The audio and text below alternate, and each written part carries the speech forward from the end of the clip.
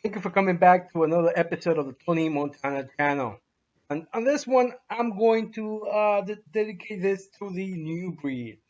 The I'm going to dedicate this more to the people that are literally just coming into the dogs, or literally interested in the dogs, who don't have a dog, want to have been studying the breed for a couple of years, and they understand the history. This is not for the people that have no idea what American People Terrier is, that do know that we don't call them pits. Pits. No, no, no, no, no, no, no, no, no. Pit bulls, yes. Bulldogs, some people say.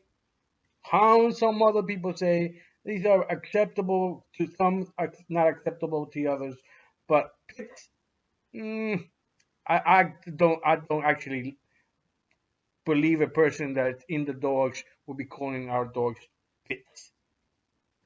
So no, if you still call them pits, you still probably need more studying to do. These are for people that are really can tell you about the history, perhaps know some dogs, know the history of many of the famous dogs in the breed. Probably can follow bloodlines. Probably can understand the uh, to some degree pedigree. These are people that I'm trying to focus on. People that are interested, that have done the legwork of studying about the breed. Okay, these are individuals that I want to just give a couple of thoughts and pointers on how to probably get into the dogs the right way, and try to avoid people that may use them. There are many good people in the American People Terrier community, but there are also a lot more bad people in the American People Terrier community due to obviously a lot of things that are connected to um, indirectly or directly to the breed. First and foremost, if you want to be in the breed and you want to, like people say, create your own bloodline or create your own family of dogs. First of all, you need to be able to support yourself. You can't be dreaming big if you're not even standing on your own feet. Okay, if you're living with mom, or dad or both, you're jumping the gun, my friend. Okay, my young buck, you are jumping the gun, but it doesn't mean that you can't have a good dog. It doesn't mean that you you know you can still be smart about it. Okay, I definitely think that we need to bring in good people into the community, into the dogs, and teach them the right way. Because there is so much misinformation out there about how to be a dog person, that a lot of people follow that because they don't know anything else. So if you're still with your parents, or you're still living in some sort of arranged uh, situation where you don't command the home, you're not the person that makes the rules. Um, like I said, perhaps you need to take some time to take care of that. Take care of you building a base for yourself before you can build a base of dogs. So, but if you're insisting, and if you do have the passion like I have the passion, I recommend one thing. Obviously, again, you have to be working, you have to have money, because it is not free. The dogs are not free. Feeding the dogs are not free. Taking care of the dogs are not free. So if you're not even, you can't, if you don't even have a job, forget about it. Stop this video. It's not for you. But if you have a job, you have money, you have some savings, um, find once you've done your research, again, you already know where you're gonna get your dog at this point, or at least you have some sort of idea of which kennels you would like to get the dogs from. Do so. Again, you have the time and you have the money at this point. So when you do find the right dog or the right breeding, because you'll be buying you'll be buying a dog, I would say get a male. Why a male? Most people say get a female to start your yard. That's basically what most people say that.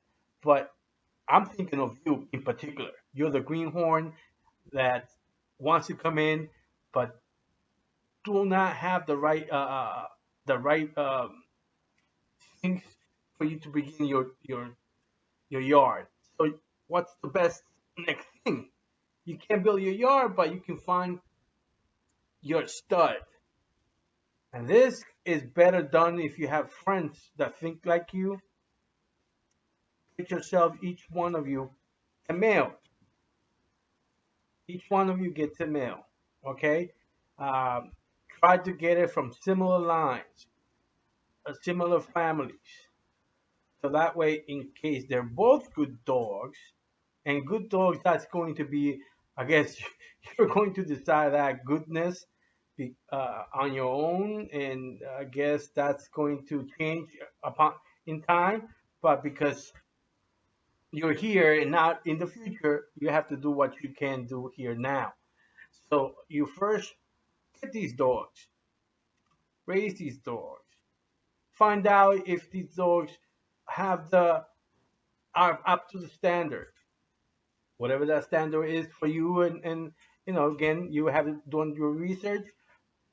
Whatever you think is deemed standard in to be a good dog, good male, you know, then if you find that in between you and your friends, hopefully you find the best out of that particular you and your friend, you and your three friends, each one gets, because again, you have to.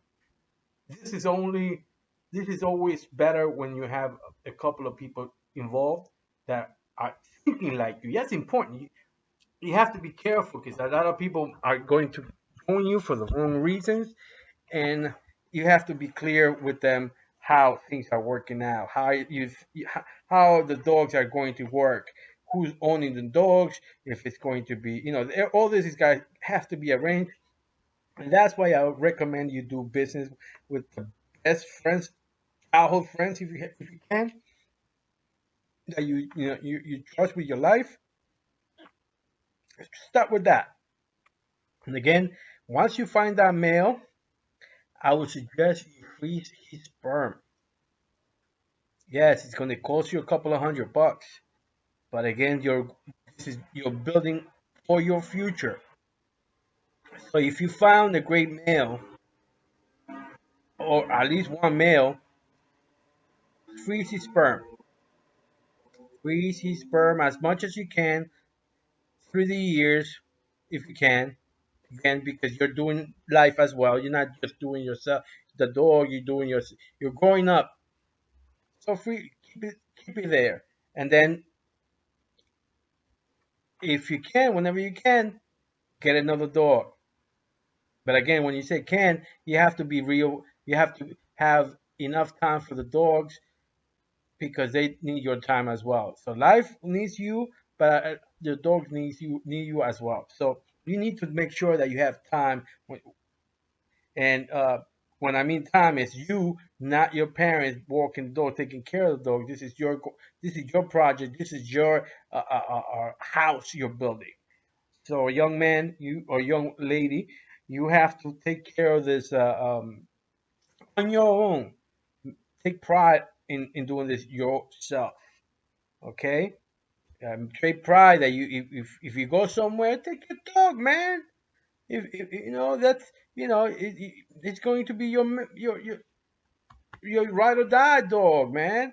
Take him with you, man. If you gotta be recognized as the guy with the dog. He's like, oh, that guy's always walking with his dog. That's got to be you, okay? Always with the dog, not just the dog an hour a day. No, no. This is the time you're learning. This dog is going to be your teacher, okay? So that you need to take him with you because he's going to be teaching you throughout. The more you pay attention to him, the more he's going to teach you. And that's going to stay with you for the rest of your dog life. All right, young man, young lady? One thing I want to make sure that you do in this planning of getting a dog or the male, make sure the dog is not a scatterbred dog. Make sure that yes, if there's working dogs in front, that's great. But in today's age, you can't really tell which ones are worked and which ones are live work. They're lying about the work, or they've done a couple of confirmation shows locally, but they've never done anything outside their area. That could be different than if they've been in different confirmation shows throughout throughout the country. Because when we have the ADBA shows nationals, there's people that you see the difference. So you pick you pick try to make sure that you're picking a line bred dog, or if you want to even risk it, it could be an inbred dog. But sometimes you run the risk when you get an inbred dog on particular. I would choose rather than line bred, family bred dog, that you see it connections between the individuals on the pedigree that all relate to each other in one way or another. And not all of them, but particularly most of them, they have a connection. So the inbreeding coefficient is you know is affected by this. So pay attention to all this. Make sure that you're not getting a dog that just uh, put together and just because. There should be some logic. There should be some uh, some thought in the pedigree. You could look at the pedigree and see when it was put together uh, just because there's too many dogs, a male and a female, or if there was some thought process between or we're putting these two together, these two dogs together because this and that, between these two dogs or between these two families. Uh, That's a big difference, and I would not recommend for you to start with a scatterbred dog. That's why I say spend a little bit more money to get a dog from better DNA, closer DNA, for from dogs that you've heard of.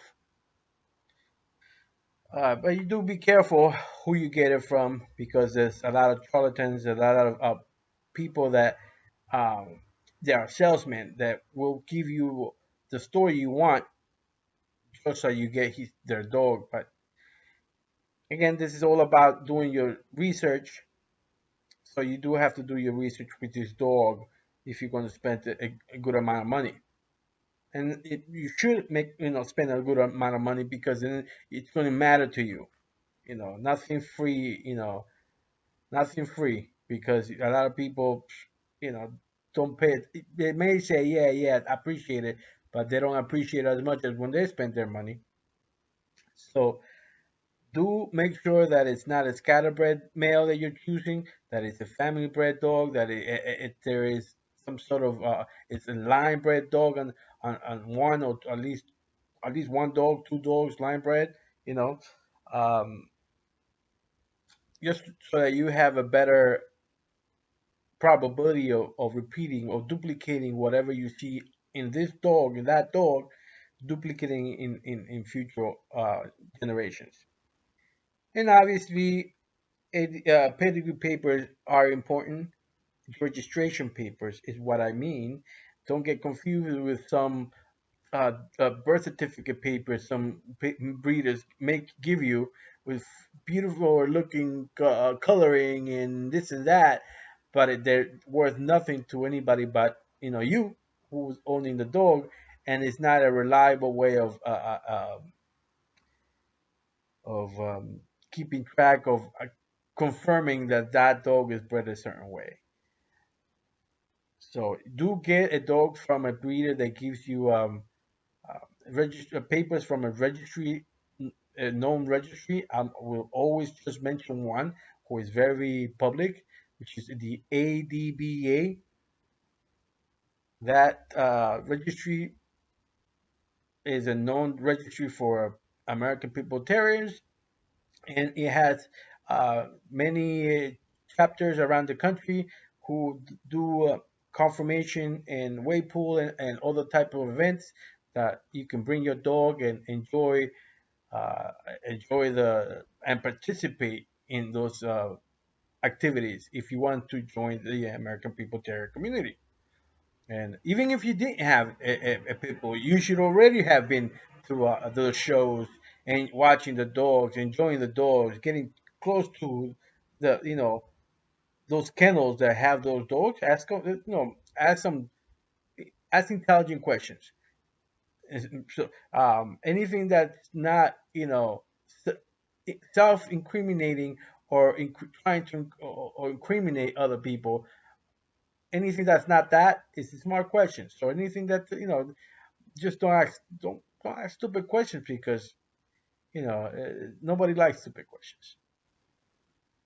By this time, you already have perhaps some sort of connection with a couple of people that go into these events.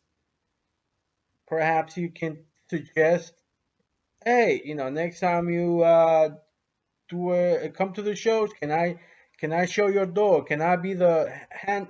Can I handle your dog in the ring? Maybe they'll say yes. Maybe they'll give you one of the young males or female pup for you to, go around, and get used to it. That those are things that are part of the community. Uh, perhaps help you. Perhaps they'll trust you enough to give you their number or another way to be to reach out so that you can ask more questions. Can you learn more things about the dogs or their particular family of dogs? In that way, develop some sort of beginning of trust, beginning of connections. But at the end of the day, you have to remember it's always up to you and your dogs. Your dogs will always be your main teachers. But the people in the dogs can a lot of times help you understand what your dogs are teaching you because when you're new you're not paying attention to all the dog language, and you have to remember that these dogs speak more with their body than with actual barking and sounds. So you have to pay attention to every particular part, how they're posturing, how many things they tail, the ear, their face, where the head is in the it's just many things that you have to pay attention that by watching and perhaps sometimes you watch and you didn't know what it was and it was supposed to be beginning of some sort of attack on another animal, as an example. But we don't want that. But when I was very young, that's how I learned. Oh my God, that meant that he was going to go attack. And it had nothing to do with pitbulls. It had to do with dogs. When I had like a Chihuahua attacking another Chihuahua, you know, but it didn't go as far as more of a nip to each other and a lot of barking.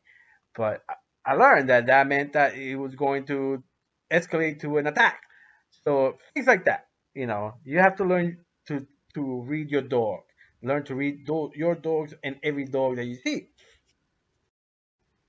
Okay, I see that I've spoken for a little longer than I wanted, and I really didn't want these videos to be too long. I hope that you've got something out of this video for young people or people not necessarily young, but young in dogs, and just some food for thought. And just hoping that this helps anybody there, young or like I said, or just young into the dogs, just get a start, even when you're doing life, beginning to do life as an adult. There's different ways of doing, being able to get your feet in the door, so to speak, of the American People Terrier community. This is Tony Montana. Until next time.